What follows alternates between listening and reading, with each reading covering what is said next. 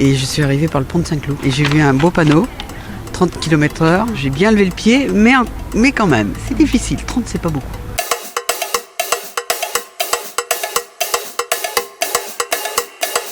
Je pense que c'est une bonne initiative. C'est bien dans certains axes. Pas partout.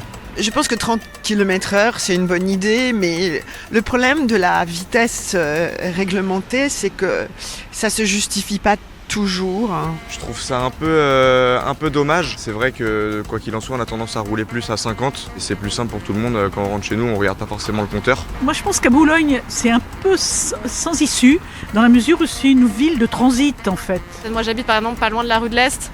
Les gens pensent qu'il y a des ralentisseurs pourtant, mais il y en a, ça peut passer à 70 sans problème. Les zones très fréquentées, commerciales éventuellement, je pense que toute la ville ne peut pas être à 30 km/h. Mais il y a d'autres endroits où rester à 30 c'est pas plus mal parce qu'avec la visibilité, les passages piétons. Maintenant je suis un peu plus sensibilisée que j'ai une poussette. Quand vous voyez des gens arriver, faut qu'ils pilent quoi. Et ils pilent pas ou alors ils vous laissent pas passer. Donc 30 km/h, des fois c'est pas si mal.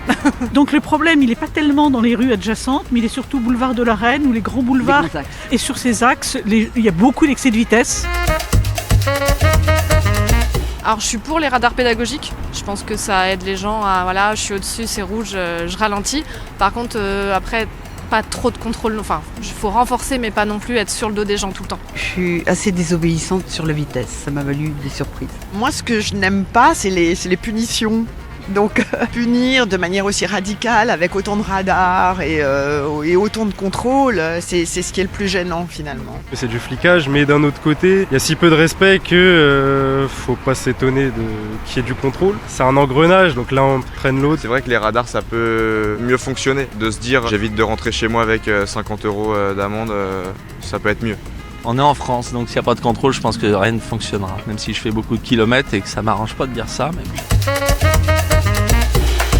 Les dodanes, il y en a déjà beaucoup, et c'est vite infernal, mais c'est un moyen. Les petits ralentisseurs, ça abîme les voitures. Ça abîme les voitures, mais seulement si on roule vite. Vous réduisez les largeurs des voies, vous créez des chicanes. Moi j'ai vu dans une commune, en fait au passage des voitures, les passages piétons s'éclairaient. Et donc du coup je sais que ça peut faire ralentir parce que se dit, tiens c'est bizarre, il y a une lumière, ça s'éclaire d'un coup quand on arrive. Peut-être qu'avec l'intelligence artificielle et les nouveaux modèles qui arrivent, on va voir naître des voitures qui adaptent la limitation maximum de vitesse en fonction des limitations fixées pour chaque ville.